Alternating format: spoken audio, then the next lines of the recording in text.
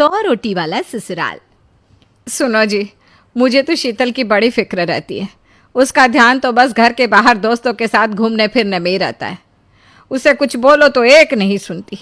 मैं तो कहती हूँ इसकी जल्दी शादी वादी करवा दो, वरना लड़की हाथ से निकल जाएगी।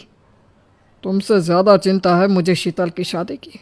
कल ही वो रामपुर वाले मौसा जी को फ़ोन भी किया था। बता रहे थे एक लड़का है नज़र में। उनका अपना घर है और लड़का भी अच्छा है। अरे तो फिर बस बात चलाओ ना, एक बार देखे तो सही लड़का और घर बार कैसा है। कौन से लड़की की बात चल रही है यहाँ? तुम्हारी शादी की बात चल रही है बेटी। अब तुम्हारी शादी की उम्र हो रही है तो लड़का तो देखना पड़ेगा ना।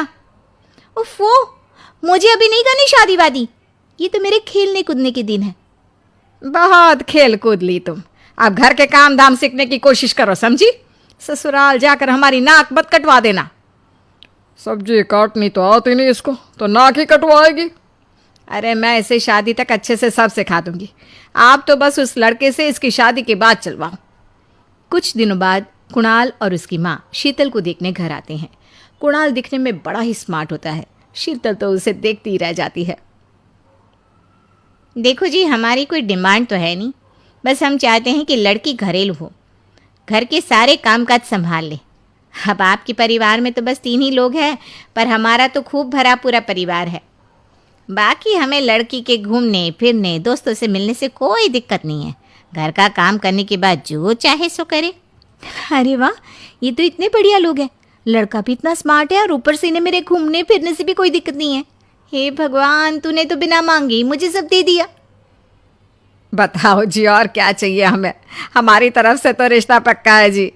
बस फिर तो हंसी खुशी शीतल और कुणाल की शादी हो जाती है। शीतल मन ही मन बड़ी खुश होती है और उसी खुशी के साथ वो अपने ससुराल में कदम रखती है। आओ बहू, तुम्हारा अपने ससुराल में स्वागत है। ये मिलो अपने परिवार से।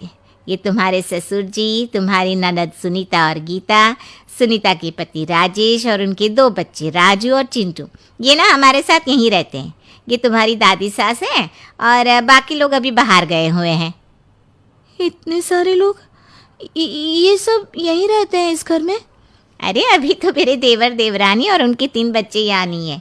उसके मायके में भी शादी थी ना, तो बस वहीं गई है। कल तक आ जाएंगे। हे भगवान, ये घर है या धर्मशाला? ये सब एक साथ इस घर में कैसे रहते हैं? मुझे तो पता ही नहीं था इनका इतना बड़ा परिवार है। अब समझी कि कोई डिमांड क्यों नहीं की इन्होंने। ये सब चाल चले मेरे साथ। अरे बहू, खड़े खड़े क्या सोच रही हो? चलो अपने कमरे में जाकर आराम करो। जी माँ जी। अगले दिन शीतल का ससुराल में पहला दिन होता है। शीतल रसोई में जाकर सबके लिए खीर बनाने लगती है। तभी उसके ननद सुनीता आती है। अरे वाह भाभी, आज क्या बना रही हो? बस दीदी, आज वो पहली रसोई है ना, तो खीर बना रही थी। अरे भाभी, ये खीर वीर रहने दो। घर में 4 लोगों को शुगर है और कुछ लोग मीठा ही नहीं खाते। आप ना सीधा खाना ही बना दो। क्या फ़र्क पड़ता है, मीठा बने या नमकीन? बस बहू के हाथ की पहली रसोई होनी चाहिए ना। जी दीदी, तो फिर मैं खाना ही बना देती हूँ। आप बता दो खाने में क्या बनेगा? बस सिंपल सी कोई सब्जी बना दो, जैसे आलू गोभी या आलू मटर, और उसके साथ रोटियां सेक दो। हमारे परिवार में अब तुम्हें मिलाकर पूरे 20 लोग हो गए हैं। 15 बड़े और 5 बच्चे। बड़ों की 6-6 और बच्चों की 2-2 के हिसाब से रोटी बना देना। चलो मैं चलती हूँ, सब देख लेना। हाँ, बड़ों की 6-6 रोटी मतलब कि 15 लोगों की 90 रोटियाँ, और बच्चों की 2-2 रोटी मतलब 5 बच्चों की 10 रोटियाँ। 90 और 10 मतलब कुल मिलाकर 100 रोटियाँ। हाय, मैं तो मर गई। 100 रोटी अकेले कैसे बनाऊंगी? माँ, ये तुमने मेरी शादी कहाँ कर दी? शादी से पहले तो मैंने कभी 4 रोटी से ज़्यादा नहीं बनाई। शीतल एक बड़ी सी परात में 100 लोगों के हिसाब से आटा निकालती है और उसे गूंथना शुरू करती है। आटा गूंथते गूंथते शीतल के पसीने छूट जाते हैं। उसके बाद बारी आती है रोटी बनाने की। शीतल एक एक करके रोटी बनाना शुरू करती है और 10 रोटी बनाते ही अपनी कमर पकड़ लेती है। हाय, मैं मर गई। मेरी कमर टूट गई खड़े खड़े, और ऊपर से इतनी गर्मी। मैं 100 रोटियाँ कैसे बनाऊंगी? अरे भाभी, सब बाहर रोटियों का इंतजार कर रहे हैं। ज़रा जल्दी जल्दी रोटी सेक दो। सब like and subscribe.